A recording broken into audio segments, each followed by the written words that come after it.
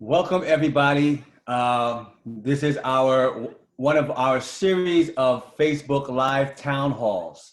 We're going through a difficult time in the world. We're going through a difficult time in New York. We're going through a difficult time in Queens. Yes, people see that the horrific stories in the news, and we're all affected by this coronavirus pandemic. Unfortunately, some of us will get sick. Some of us have gotten sick. Some of us have lost family members. Some of us have lost friends. Some of us are going through situations where our close friends are in quarantine because they may actually have coronavirus. But given all that, there is also great stories of resilience. There are also great stories of perseverance. Today, we're going to speak about perseverance and growth and getting through even in this difficult time of social distancing. We're going to talk to our creatives and our creative class. There are people that are artists in written form, in art, in music, in photography, in modeling. How are they getting through? What are they doing with respect to what they're providing and the services that they're providing? And hopefully this is a message for some of you that are in the creative space or that may want to be in the creative space. So we have a great panel, and we're very excited to talk to them. But I want to kick it off with one of the young but powerful, one of my young but powerful staff members that helped put this together, and he's going to say a few words. Kari, take it away. Awesome. Thank you so much, Assembly Member Clyde. It's a great feeling to moderate this panel. I want to thank my colleagues that helped out to put this thing together as well. And first, I want to welcome everyone here. Thank you for joining us on this town hall, just to talk about what's going on right now and how it's affecting our creative world and how will things be done differently because of this, and just having an honest discussion of what are we all dealing with. I have some amazing creators here from all backgrounds, and I can't wait for us to begin this panel. So without further ado, I'm going to call each one's name, and in 30 to 60 seconds, they'll tell you a little bit about themselves and who they are and why this conversation is important to them. And we'll start off with Joseph. Joseph, tell us what you think, man. Okay, so my name is Joseph Illidge. I am a freelance editorial director. I'm the co-managing editor for Heavy Metal Magazine, and I'm also the editorial director for a publishing house called Away from the World. So I work with writers and artists and creatives from all over the world to develop stories for graphic novels and monthly comic books. That's amazing. We're gonna move on to another great creative person, DJ Buka.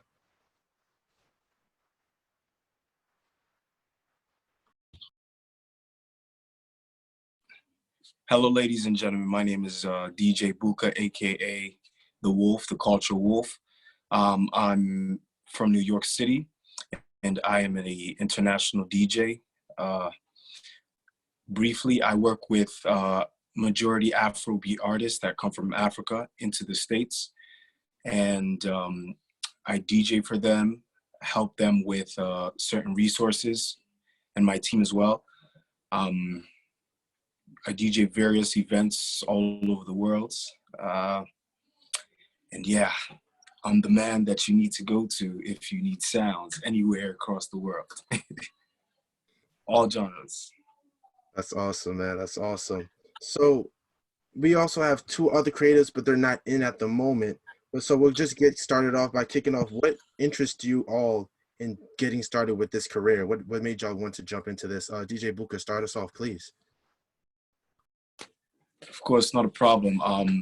So first things first, I grew up, feeling feeling off of music, my reactions, my characteristics, everything really was based around music. So, I really used that as a platform to really grow. And this is with like cultural music. That's why I'm so in tune with my culture, being that I was born and raised in America, but I'm still like very in tune with whatever is going on with my culture from then till now. So music really pushed my life forward and really prevented me from taking the wrong paths in life. I started with my godfather. He was also a DJ. Shout out to him. And we was just pushing, and I branched off and just created the vision, but created a bigger vision at that. Yeah. That's great, man. I really appreciate you telling us that. We just got our second creative artist that came in, Nefatari. You just want to tell us a little bit about yourself real quickly as we keep going? Hey guys, how you doing? Thanks for having me. So I'm a model and artist and recording artist. I've been featured, I did a CoverGirl ad recently, and it's in the CoverGirl store in Times Square. I've been featured in Vogue Italia, Vogue Korea, and New York Fashion Week. And then I'm also a recording artist. I started as a background singer for Lindsay Lohan and Emma Bunton. And then my family's from Jamaica, so I started going to Jamaica and pursuing music there. And then I came back here and continued to record. And some of my songs have like been played on Hot 97 and Zip FM in Jamaica. Yeah, and then that's my sort of like passion. And then by day, I am a content creator and do digital marketing for influencer marketing. That's a lot. That's amazing. So just to just to put this all into perspective, before you came in, we were just trying to get like what made you start, what made you jump into this career and said, yeah, this is what I want to go for. Can you continue with that? Yeah, I think I'm just a creative by heart, as I'm sure everyone else like is here. You're kind of like just born with that. And so I always had a passion for music. And then one day I was just like, you know, why not me? And I decided to start pursuing it. As far as the modeling, like everybody sort of used to push me to do it, you know, in school because I'm just naturally slim, but it was really the music that was my passion. And then recently, I knew a casting director and she asked me if I would be interested in like modeling for CoverGirl. And I said, yes. And then she, you know, I just so happened had told myself like, you know what, I want to start modeling. So I was taking pictures on the side already, like meeting up with photographers and taking pics. So I actually was prepared and had pictures to give her and she submitted my pictures. And that's how I got like the first gig with CoverGirl. So it was really just following my passion and, you know, my gut. That's dope. That's dope. Joseph, moving over to you, just tell us a little bit about what got you into this career, what got you started. You're still muted. You're still muted. There you go. Oh, now you unmuted me. Okay. So I grew up reading comic books as a kid. I went to high school of art and design and School of Visual Arts in New York City. And then after I graduated, I started an internship in 1993 at a company called Milestone Media, which was the first Black-owned comic book publisher to have a major deal with publishing giant DC Comics. And seeing a company run by 4 Black men producing the first universe of multicultural characters from different sexual orientations, different backgrounds, I knew that that was going to be a part of history and I wanted to be a part of that. So I started my editorial career there. I moved over to DC Comics, where I became the first editor of color to work on the Batman line of books. And since then, I've been going from different company to different company. I've written a number of columns on diversity in comics, from behind the scenes and the characters. And so now I am working at 2 different publishers, A Wave Blue World and Heavy Metal, and I'm actually expanding into writing. So I co-wrote a graphic novel called MPLS Sound, which is about the Minneapolis sound, which was highly defined by Prince and Morrissey at the time, Jimmy Jam and Terry Lewis. So it's a graphic novel that takes place in the early 80s about a fictional band that tries to become Prince's band before the revolution became the Prince's band in 1983. So I'm really looking forward to launching my writing career that way. And what it really comes down to is I'm just in love with stories. Stories are really the fuel of our society, especially now that we are trapped in our homes. We need stories more than ever to engage us and to enrich our lives. So I think that despite the crisis, that this is a great opportunity for us to use stories to connect as society. That's great.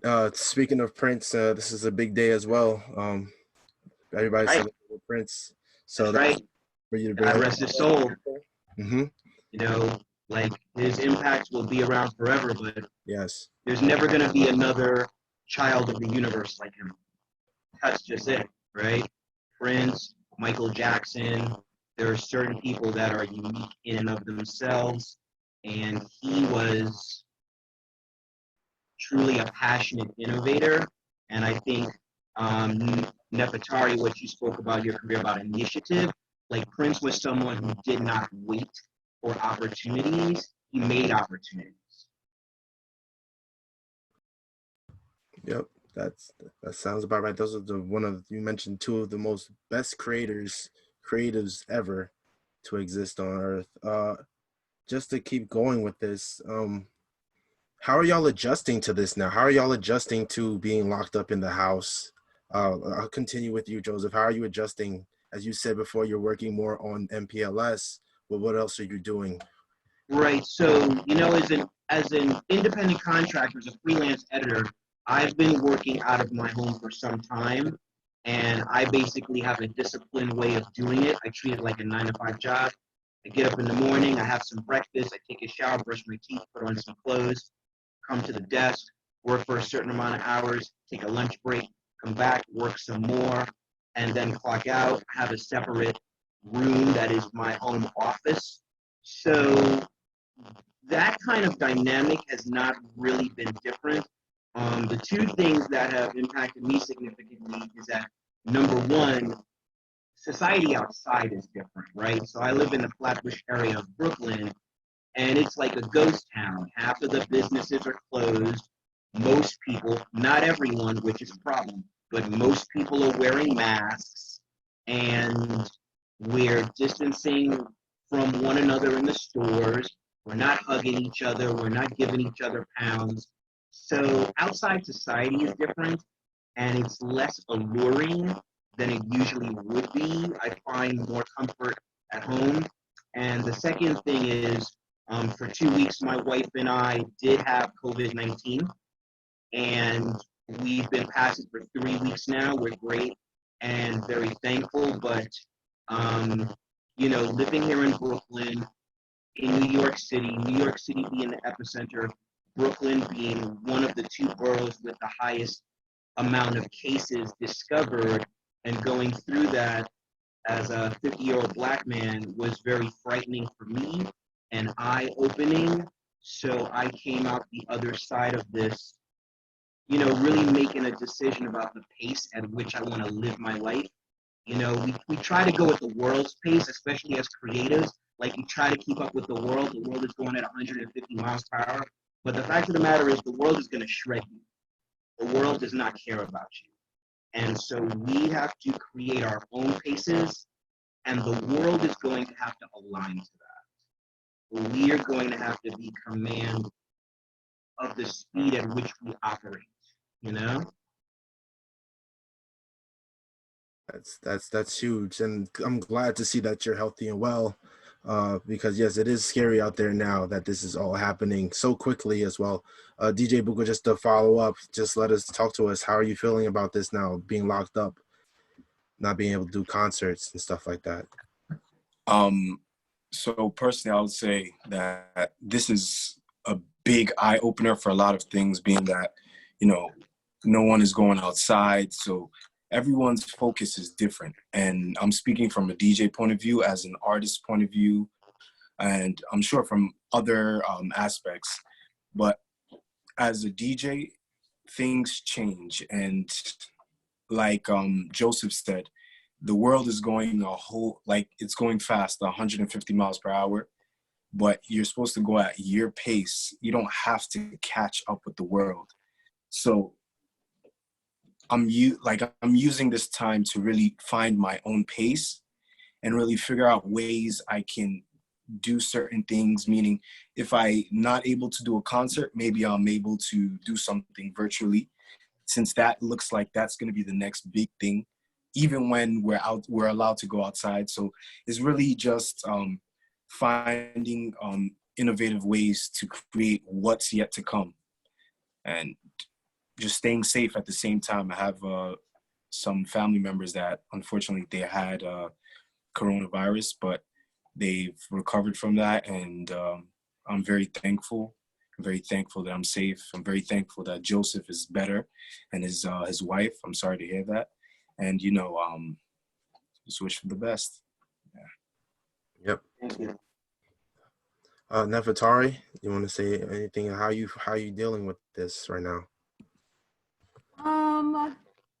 I'm a bit of an introvert, so as I think like many like recording artists and like creatives are or whatever, but so I didn't have like a major problem with it when I would say like the first like 3 weeks of it, I was kind of good. You know what I mean? I appreciate alone time, and I kind of like just being able to like reflect and do my own thing.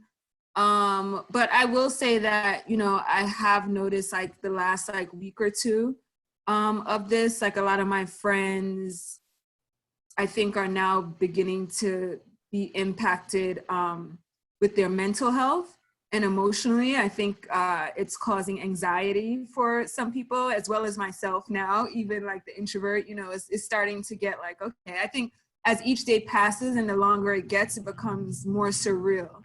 I think maybe we thought like, okay, yeah, a few weeks of this, but now it's like becoming the norm. And I think that's a little, scary. So yeah, but I try to at least like do, FaceTimes a lot and connect with my friends that way, so that, it doesn't become like too lonely or too disconnected. Like Buka said too, turning like those things that would have been like live connections to virtual connections, whether it's IG Live or again, Zoom or FaceTime, and keeping that connection with your audience, especially for people who do like, what he does and what I do. But yeah, I think trying to maintain that personal connection with people is, vital. Not just like texting all the time like we used to do. Now you're not seeing anybody, so you really have to like try to keep that connection going. Yes, that's completely true. I don't know if anybody here is everybody getting cabin fever. I've had to take like a couple walks once in a while because it's really stuffy in my room, and you just can't stay in one place all the time. But talking on virtual things, since the social distancing, what social platforms have you started using to keep in the loop and stay relevant during the stay-at-home orders? And have you had any trial and errors with those platforms? I mean, I think there was definitely a surge in Instagram Live over the last like few weeks. It was sort of like an emerging platform at first, the Instagram Live feature, and joining on the Instagram Live feature. But like ever since the quarantine happened, I mean, it's the percentage of people using it has just like increased immensely. So I always used to use it though, especially as a creator. And I'm back. I kind of used to slow down with Snapchat, but ever since the quarantine happened, I'm back on Snapchat now. There were a couple of days where Instagram Live like had some glitches, but other than that, like it's been pretty smooth, I would say. Like on Snapchat, I think Snapchat is just relatively in general harder to use. It's a hard platform to use. It's not that user friendly in my experience, but I mostly stay on like Instagram and IG Live. Let's go. Yeah, I've been using like Zoom more for meetings such as this. At Heavy Metal, we use Google Hangouts whenever we have business meetings. And I do find the importance, like you were saying, Nefatari, about we need to do more things in which we actually see each other. Texting is still very distanced, right? And it's just more important for us to get used to this because when we get on the other side of this, the new world that is going to be there, this is going to be something of regularity. This whole pandemic is affecting every sector of our lives. And one of the things that it will certainly do is it will transform how businesses create communities.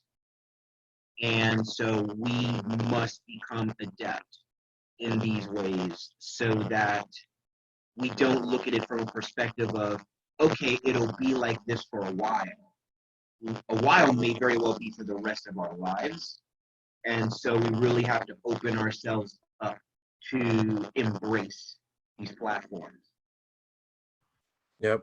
Buka, as you brought this up, you brought this question up. Tell us more about like what you're doing to get your concerts and stuff out now that everything's closed physically.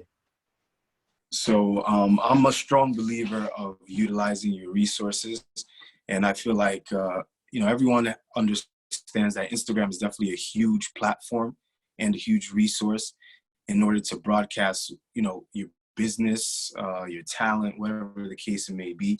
Instagram, I've been utilizing Instagram, Facebook. I just started Snapchat back again. I've tried Facebook.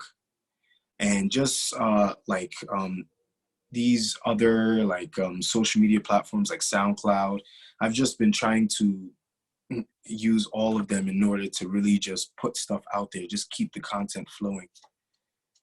And yeah, I think that's like the best thing to do right now. I understand that. I feel that.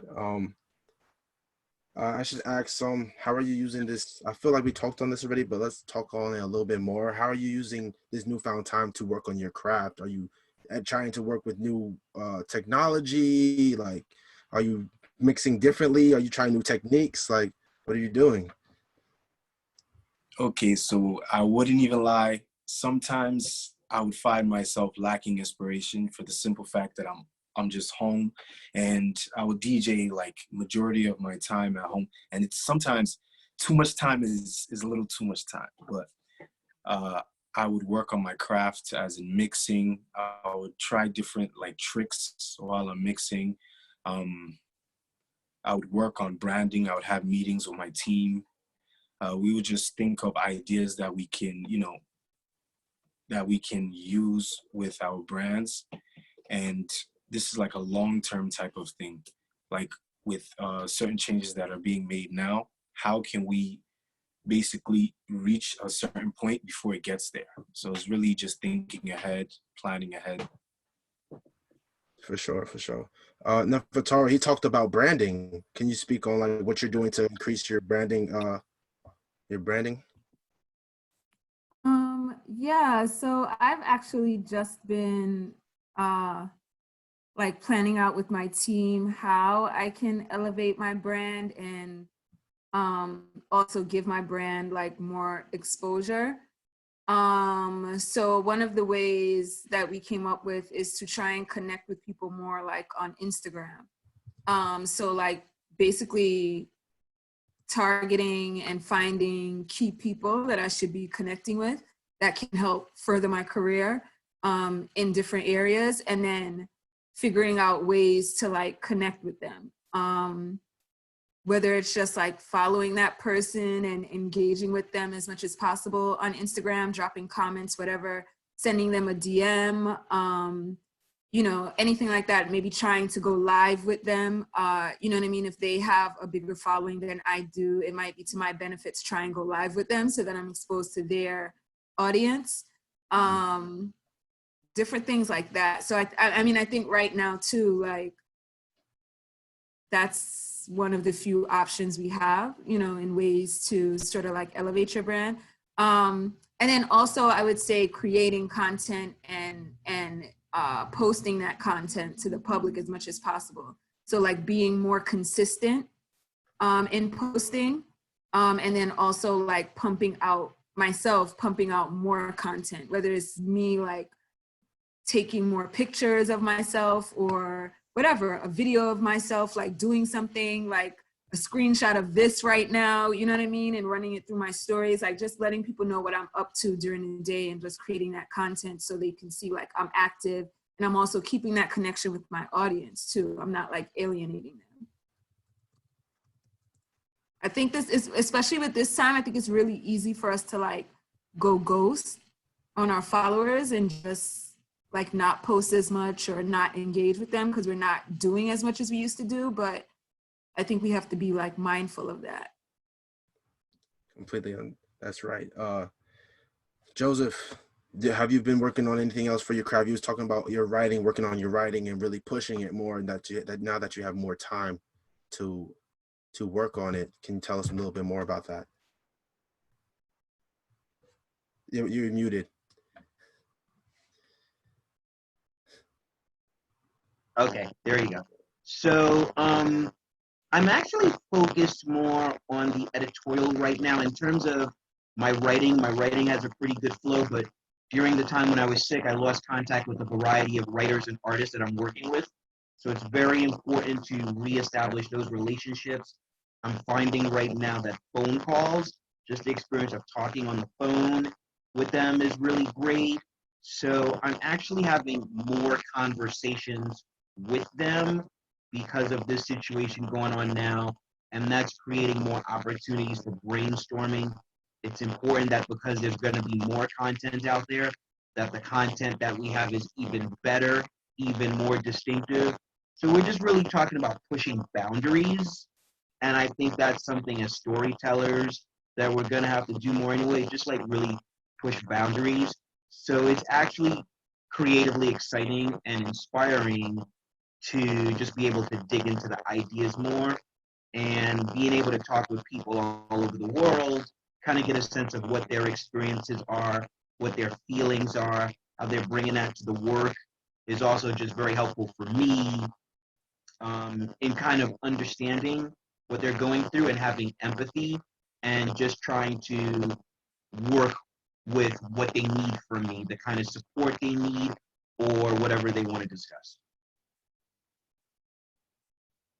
So, sorry about everybody. I'm happy to jump back on. Been listening to this great conversation with you guys. Excited to hear, from Joseph and Nefatari and DJ Buka. And we're going to talk about how you're going to come out more resilient, after this period. I'm excited. One of the things I'm going to focus on now, though, is I'm excited to see what's going on in the world with music. I'm excited to see what's going on in the world with DJs. Last night, I spent my night listening to a battle between Babyface and Teddy Riley. Teddy Riley, he couldn't get his sound right 2 days in a row, but that's all right. I'm excited to see what happened with my man D Nice, how he's coming out with stuff and how Diddy's coming out with stuff and how we are taking control of the social distancing and how the creatives are leading, I think, in a way to connect us like we've never been connected before. I want you to see a video by one of the people here. Check this out and see how check out some music from one of the folks here. Cody Toledo.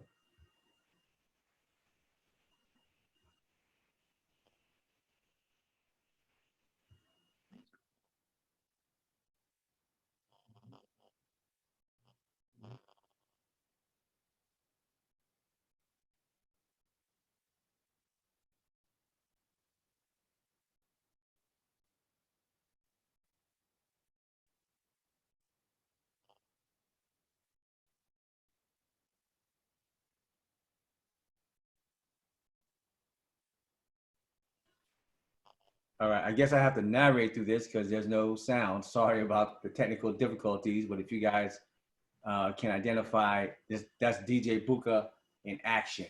DJ, can you sound up for us? Can you sound up?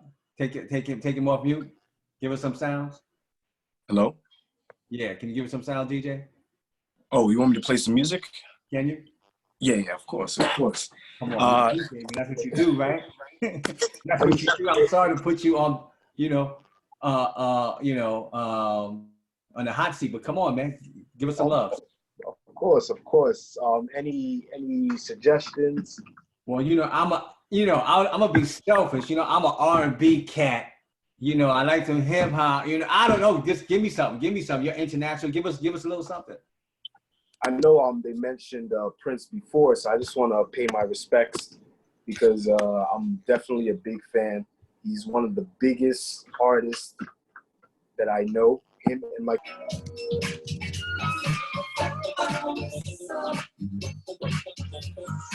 I love the groove. I love the vibe. It's just so calm. All right, DJ, all right. You're gonna have to stop it now because I'm about to go. All right, let's get back to it. I'm about to. You get me down too much. So thank you, brother. Thank you. I appreciate it. Wow, love music. So Nefatari. So you're in model. You're a model. You're modeling. We're excited that you're in that career, and you're in the creative space. You're singing. How do you, right? The lifespan of a model is real short, right? How do you? Depending upon who you are, right? Huh? I said depending upon who you are, right? Naomi's going strong. Tyra was able to parlay it. No. She had to But generally, yeah. What I'm getting to is Naomi had to reinvent herself, right? She had to do exactly. She had to do other. The lifespan of that particular thing is short, right? She reinvented herself and put things in place to take advantage of other business opportunities, right? And to build that brand. How are you thinking about that? And how are you putting things in place for your long-term future, for your not short-term, but for your long-term future? Yeah, I think in any career, you have to reinvent yourself, even if you're, an engineer or, you're a marketing executive or you're a journalist. I think in every career, you have to continuously reinvent yourself. Just for example, with marketing, like a marketer, I would say in the past, like, I don't know, like maybe 7 to 10 years, if you are not like up with the times of digital marketing, you probably got left. You know what I mean? Like as a marketer, for, a traditional marketer. So I think, the way I try to, think about that for the long term is I just want to be like a good businesswoman, period. You know what I mean? Even with the music, like as a recording artist, I try to make sure that I also write my songs, so that I can get, royalties off of songs years down the line, and I'm just not depending upon performing, or recording royalties. So I think like looking at it, whatever you're doing from like a 360 point of view will sort of like ensure that you have longevity in your career.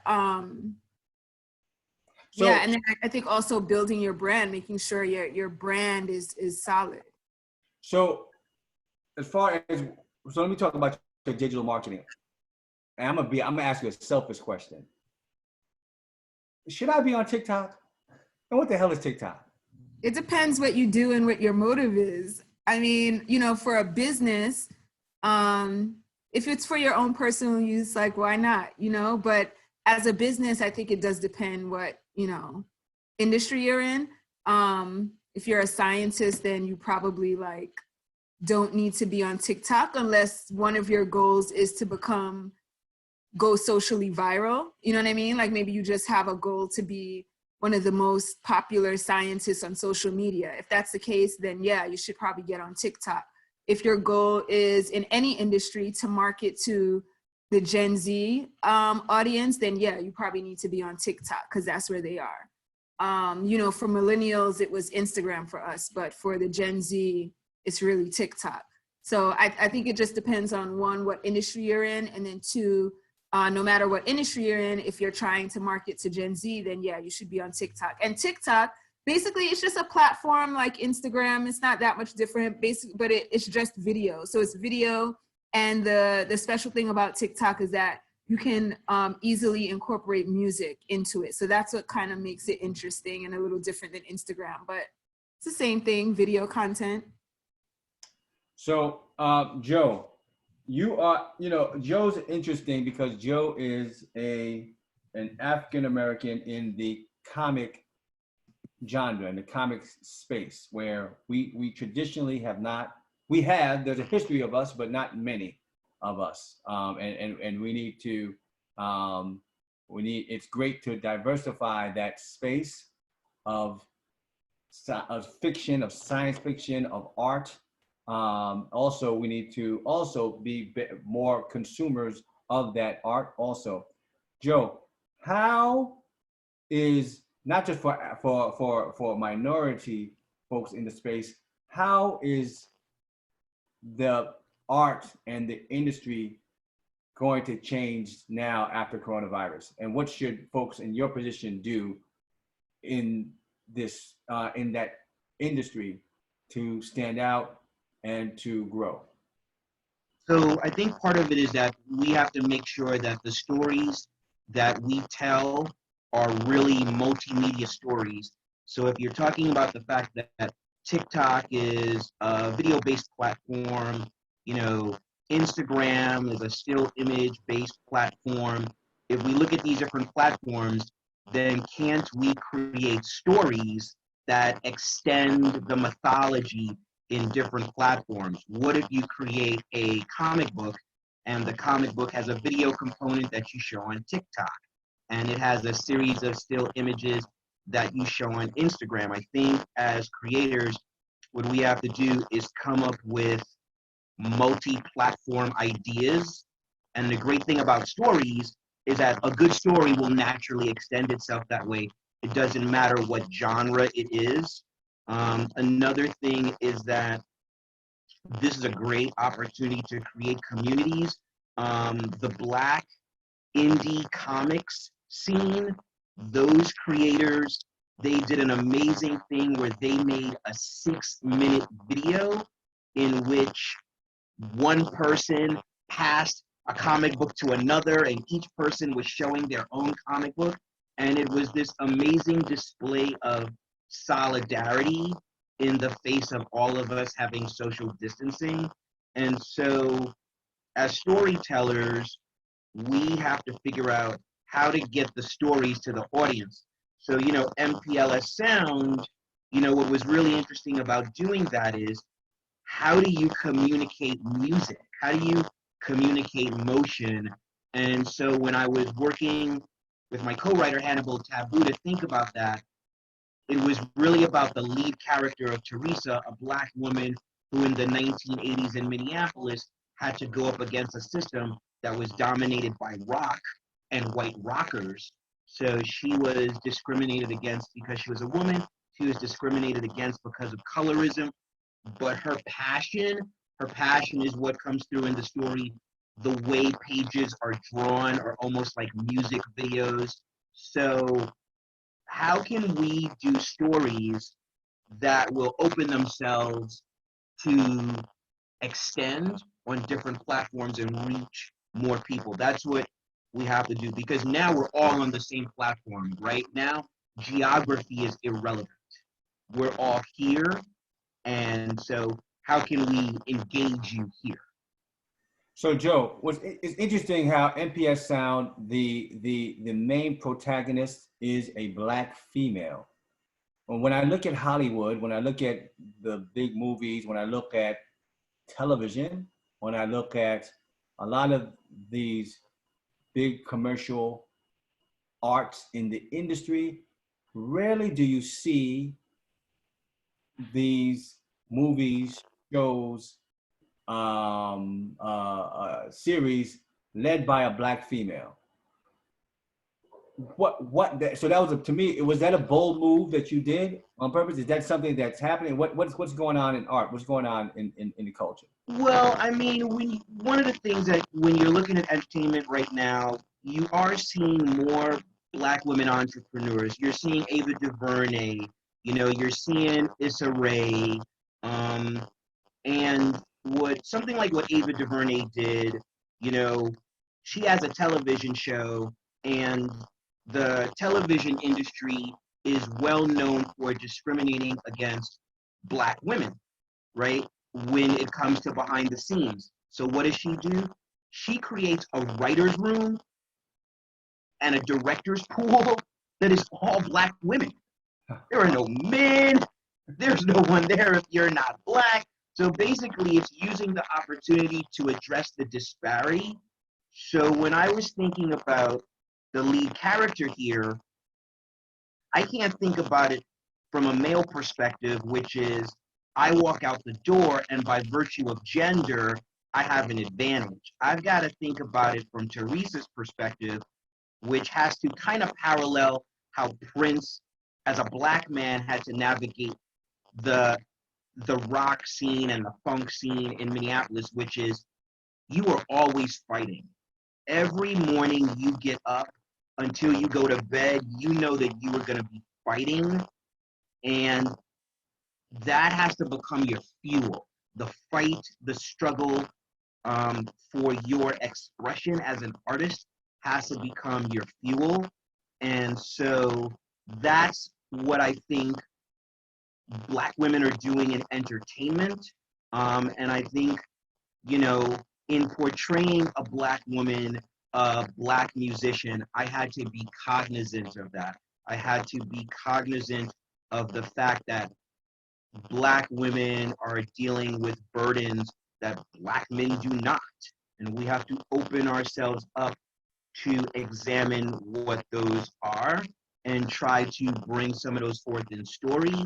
And we have to look at how Black women are really engaging in a sense of solidarity in media circles, and we have to learn from that, and we have to support that.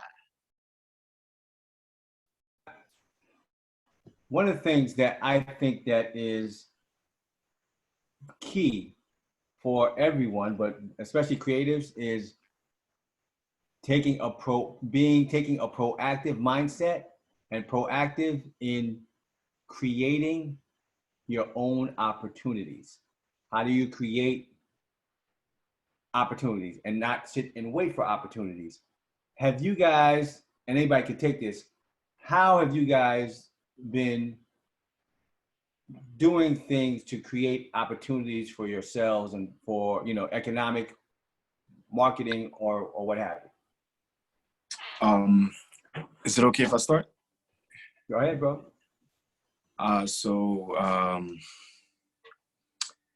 First things first, how can I put this? Okay, so what me and my team and I have been doing is just reaching out to different companies, reaching out to different people, and what we're doing is basically connecting the dots, and this is opening up new opportunities for, you know, all of our brands, not just mine, because I also focus on my team's brand because they all align. So we just go out and look for different opportunities via Instagram, email, just shoot out emails. So I just want to understand the second part of the question. I don't want to go off track. And how do you take advantage of, you know, of that kind of mindset? Yeah, so the mindset is very helpful because, you know, everyone is in a field where there's not just one, not just two, but could be millions of the same, of people doing the same thing. So everyone has to really like stay strong and, you know, keep that mindset in their head. And once you have that mindset, the way you can really take advantage of it is really finding something that you know you're good at and something that you know you're not really so good at, and really finding out how they can meet up, how you can basically balance both. I don't know if that makes sense, but basically finding a balance based off of, you know, the mindset that you have. Because I know some people that just focus on one thing, but forget about another part. So. Nefatari? Let's see. I think it's like, as you said, it's you know, just the mindset, because the thing about, you know, being a creative and pursuing something in a creative field is that there's not one set path. And so that's kind of like a positive, and kind of it can also be seen as like, you know, a negative or a challenge. You know what I mean? You know, you want to become an attorney, you know exactly how to get there. But with like what we do, there really isn't like a set, you know, drawn out blueprint to success. So you kind of just have to like get up every day and like figure out who you know and who can help you. One, you know, very practical tactic that someone taught me one time is like just to literally go through your phone, you know what I mean? And text somebody and tell them what your goal is and see how they can help you. And, you know, after you start scrolling, you'd be surprised at how many resources you have, you know, that we forget about. So that's one way to like, just like, you know, create opportunities for yourself. And then I think also like just writing down your goals and then figuring out how you can get there. And again, who you know can help get you there. It's like starting where you are with what you have, you know, and just going from there.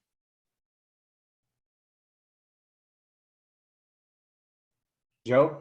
Yeah, so for me, what it's been about, I've created opportunities for myself by maintaining a presence. So using social media to maintain a presence. So I, you know, for 2 years, I wrote a weekly column on diversity in comics and business. And the way that came to me is because I would do interviews and I would be on social media and I would talk about my perspective. And then the owner of a website reached out to me and said, would you like to write a Black History Month column on comics, right? And so we did it for Black History Month. And he was like, you know what, this is working out. Let's keep it going. Let's do it for March, and then let's do it for April. And then it became a weekly thing because no other website was having the kind of talk that establishes the confluence of business and creativity like I was. Additionally, you know, I love having conversations with people on social media. So maintaining conversations, because what you find is that it's hard to maintain one-on-one relationships with business, but sometimes what happens is somebody needs somebody. And if you're out there, you will come to their mind. They'll say, you know who's a good writer, or you know who has an interesting point of view, or you know who's a good artist, and it's because you are out there. It speaks to what Nefatari was saying about your brand. Brand has to be maintained. If brand is not maintained and nurtured, it becomes invisible. So by keeping myself out there in the world, that is how I have attracted opportunities to myself. And I think what's really important with those opportunities, there's two things, and I don't think we think about them enough in our society, but they're really important. One is gratitude.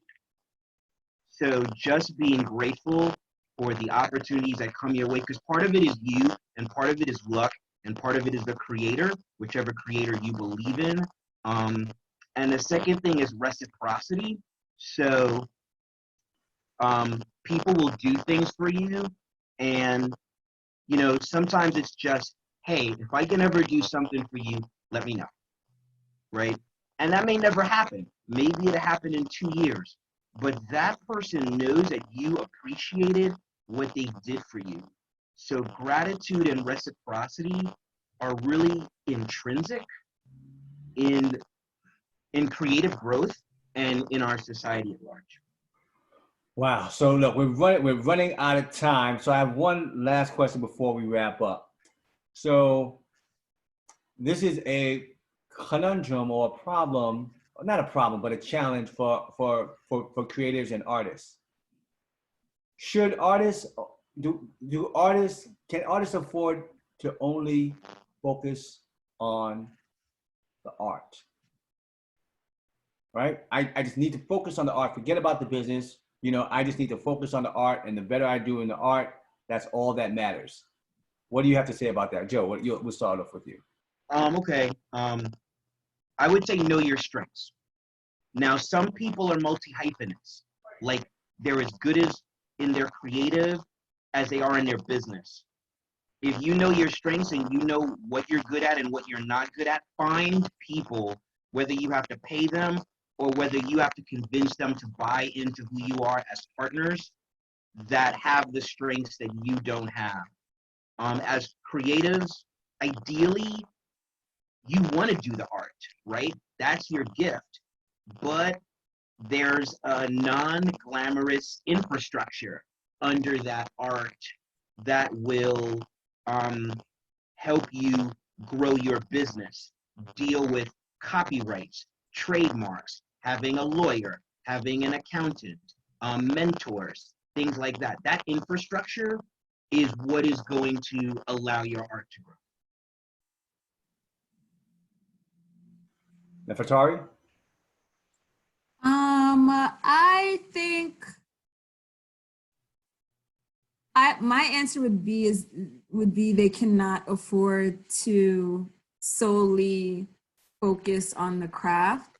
I think they can focus more on the craft than the business if, business is not their thing, but I do think they need to be knowledgeable about the business. You know what I mean? They don't have to be an expert at it. And I know especially for creatives, it can be hard to, like, number one, you just might not be that type of person. You might be a true creative, and you're just not a business person. Or two, you are smart enough to be a business person or to grasp the concepts, but it at times pulls away from, like, your creativity with whatever you're pursuing. You know what I mean? It takes away from that. But even if you have, like, as Joseph was saying, an attorney or a manager or whoever, like a friend who's an expert at it, I would still encourage the person to at least, like, read a book, on it. They have, like, for example, the music industry, they have, like, music industry 101 or music industry for beginners, but at least grasp the terms and understand what's happening. Because at the end of the day, like, it's your money. You know what I mean? And it's your business, so you need to understand what's happening. DJ? I would definitely want to piggyback what Joseph said. It's all about really knowing your strengths. So artists, they can't really afford to just focus on the art because there's different aspects. If it's not the craft itself, then it has to do with branding, marketing, all this stuff. You can hire a team, but some artists do not have the budget for it. So sometimes they're just gonna have to, lower the pride, bend down, and really open a book, like Nefatari said, open a book, study some things. And this is not, because, they want to particularly, but it's just to help their brand grow and help them, basically help them grow as a artist. And yeah, for those who have the budget, it's definitely good to look into mentors, partners, and all that stuff that can actually help build up with them. So, first of all, Kahari, you want to just close out a little bit? Just to go off of everything that we've been talking about so far, it's amazing how everybody came together on this project. I just have one question for everybody, and I know we're cutting close to time, but I just have one question. What are some tips that you would give to creatives now that's going through this along with all of us together? What are some tips that you would give to them to work on while we have this time to work on stuff? If anybody wants to take over that, you can. Ladies first. Okay, thanks. I would say use the time to try and connect with your audience and build your audience as much as possible. You know what I mean? If you're on Instagram with 400 followers or, whatever, 40,000, just use that time to try and connect with them as much as possible because you're not in the streets. So you can't connect that way, and you can't take meetings. So, and then also, again, like just trying to create as much content as possible and pushing it out there, posting and just take them through your day. it's definitely, I think, a challenge to create content, especially since we're like confined to being inside. But, you know, I think actually not trying to front like you're not inside and showing them that you are inside and showing them the challenges that you're going through and what your day is looking like, the same experience that they are having is actually more natural and can actually, you know, bring them in closer, other than you trying to like, you know, you don't want to post up because you're not doing something like amazing outside. Yeah, I'd like to tap into something that DJ Buka said earlier, which is this kind of forced isolation can sometimes cause us to lose our inspiration. So I would suggest that creatives reconnect with things that inspired them. Like, what book inspired them? What movie? What television show? We have access to almost all of our memories through electronic media providers. So when you lose it, that's okay. Try to find those things that inspire you to get in it in the first place. Get your juices back, because once you get your rhythm back, you're just gonna keep going. Like sometimes with me, I don't want to go to sleep. I just want to keep doing the thing. But I'm like, you know what? A tired brain isn't gonna accomplish anything. Let me get 6 hours and I'll come back at it. So. And just to piggyback off of that, everything, I really want to, I wish we could continue this, because speaking of inspiration, being closed down in rooms and houses, not being able to go outside and really explore to grab those inspirations is something we could really talk about, but we're almost out of time.